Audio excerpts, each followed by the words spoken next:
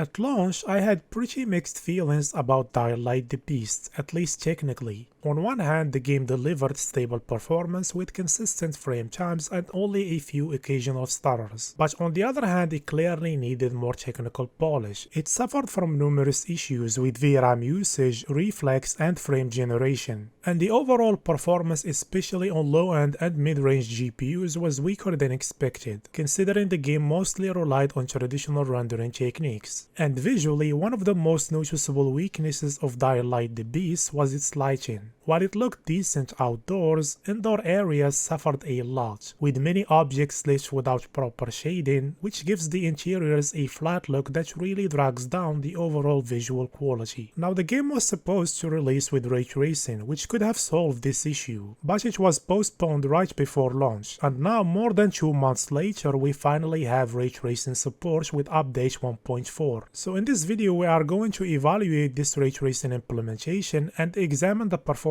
and visual impact of each RT effect. But before we dive into ray tracing, let's first check whether the technical issues we discussed in the previous video at launch have been fixed. If you recall, at launch, toggling DLSS frame generation and reflex wasn't working properly. As you can see here, disabling DLSS frame generation would cut the frame rate by half, and the only way to recover that lost performance was to restart the entire game. Thankfully, that's been resolved in the latest version. Now, disabling DLSS frame generation works as intended and fully restores the original performance.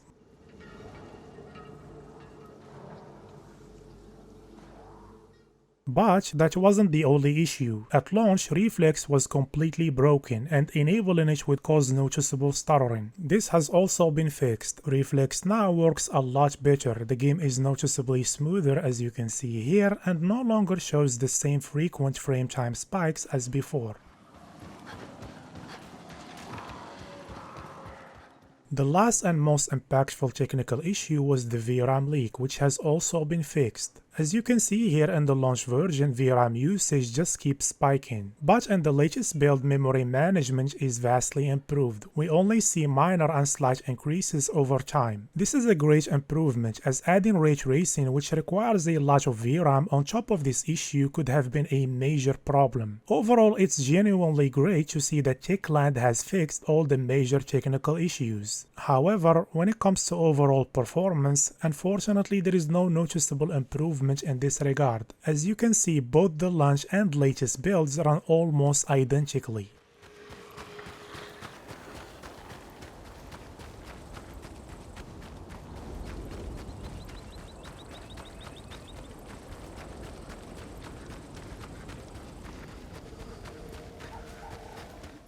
Let's move on to ray tracing. Now, RT is not only demanding on the GPU, but also on the CPU. That's why I want to start by looking at the CPU performance hit of ray tracing. As you can see here, at 1440p with ultra performance DLSS, enabling all RT effects on the Ryzen 3600 costs around 25% and the frame rate drops below 60 FPS. But this isn't really representative of actual gameplay, so let's run through the town for more accurate results. Here, the performance difference sometimes exceeds what we saw before, and there is more inconsistency when RT is enabled. And overall, 60 FPS on this CPU with ray tracing isn't possible. Even when enabling just RT shadows, which has the least performance impact, consistent 60 FPS still isn't achievable. So if you have a CPU similar to the 3600, I don't recommend enabling ray tracing unless you don't mind relying on frame generation. For reference, here is a comparison between the 3600 and the 5700 X3D, and the performance difference between the two CPUs ranges from 50 to 55%.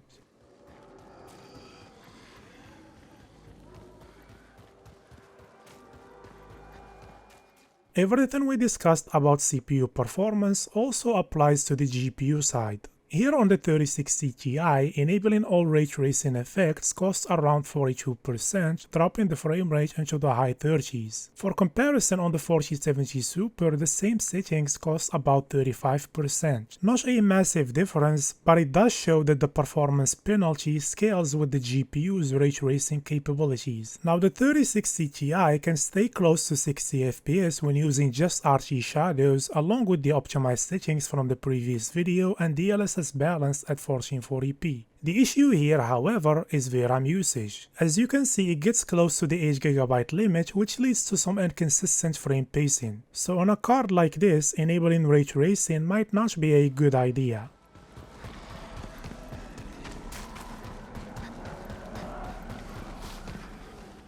Let's move on to ray traced shadows. As I mentioned earlier, this is by far the least demanding RT effect, but the same goes for its visual improvements over the standard shadow maps. The first noticeable improvement is more accurate shadow softness, which we can see in this scene with the shadows of these power lines. And shadows from small and fine details are also more complete with ray tracing, as you can see here. Another improvement can be observed in this scene. Notice how RT shadows are cleaner and more stable than the standard high shadow maps. But these ray traced shadows aren't perfect, mainly due to the simplified geometry used for ray tracing, which creates issues especially with foliage and vegetation shadows. For example, here the shadows from these small plants are less complete with ray tracing, or here where the tree shadow with RT looks blocky and far less detailed than the shadow map. Ray tracing also handles distant shadows less effectively. Like here, notice how the RT shadow updates at a lower rate compared to the rasterized shadow. It's also worth noting that ray tracing only applies to sun shadows. Local shadows from artificial light still use the standard shadow maps. Now in terms of performance, there is around 12% cost when using ray traced shadows. But if other RT effects are already enabled like RT reflections, the cost drops to around 5%.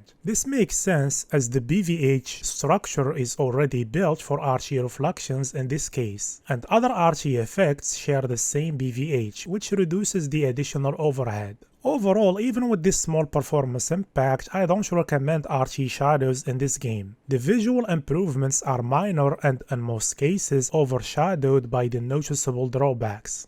Next we have Ray Trace Global Illumination. Unlike RT shadows, RTGI is more effective and by far the most transformative RT effect in this game. The biggest improvement comes in the form of much better ambient and indirect shading, which was the biggest weakness of the game's rasterized lighting. RTGI also adds more accurate color bleeding and indirect light bounce, particularly on surfaces that are occluded from direct sunlight. For example, here we can see the red color from this building pop in more and illumination its surrounding, or here where the orange hue from the trees bounces into nearby surfaces. This effect is especially noticeable outdoors during sunrise and sunset, as well as indoor areas lit by indirect sun and skylight. Sometimes the colors can appear a bit oversaturated with RTGI, but personally I still prefer it over the look of the game's rasterized lighting. Now areas lit by artificial lights receive a more subtle improvement from Ray Trace Global Illumination, mostly limited to improved ambient shadowing rather than full indirect bounce lighting. Performance-wise, RTGI is far more demanding than RT shadows, and it's especially heavy in foliage-dense areas like this one. Here there is a 39% performance cost when enabling RTGI alone, 33% when adding it on top of RT shadows, and a much smaller 11%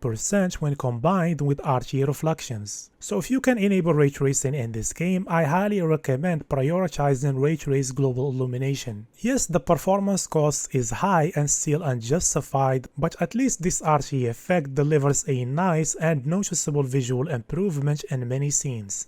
And the last ray tracing effect is RT reflections. This one isn't as weak as RT shadows, but it's also nowhere near as impactful as RTGI. Ray traced reflections and Dialight the Beast don't apply to large bodies of water or ponds. As you can see here, both sides look identical and SSR artifacts are still visible even with RT enabled. In this game, RT reflections are limited to small puddles and few reflective surfaces as shown here. They also affect some semi-glossy surfaces like this window, where you can see a simplified representation of the scene and the low-detailed geometry used for ray tracing. RT reflections stand out more in areas with soft and diffuse reflections, and the ray trace solution here captures the reflected light and its subtle fall-off in a much more natural way. Now the biggest issue with RT reflections is the high performance cost, which is identical to RTGI, with the same 30% cost costs when enabled alone in this scene and around 10% when combined with RTGI. Because of this, enabling RT reflections on their own is a big waste of performance. I recommend using this effect only if you already have RTGI enabled and still have some extra performance to spare. So all in all, I am still torn about the technical state of Dialight the Beast. It's nice to see that Techland has fixed most of the major technical issues the game had at launch, even though it would have been great to see some improvements to raw performance as well. When it comes to the ray tracing implementation, I am very disappointed, especially after waiting more than 2 months. They implemented ray tracing with the mindset of saving as much performance as possible, but in the end they cut the quality too far and it's still demanding, and the improvements, especially the better ambient shading from RTGI, could have been achieved using the game's rasterized lighting. But now to get this improvement you have to sacrifice a significant amount of performance. Here on the 4070 Super in the town, it's easy to stay above 60 FPS at 1440p with DLSS quality and the high preset while using RTGI, which is the only RT effect worth enabling. But in foliage dense areas the performance drops below 60 FPS to the high 50s. And honestly, that's too much considering the low quality of ray tracing and we are only using RTGI. Hopefully, we'll see improvements with future updates along with more options to control the BVH and RT quality.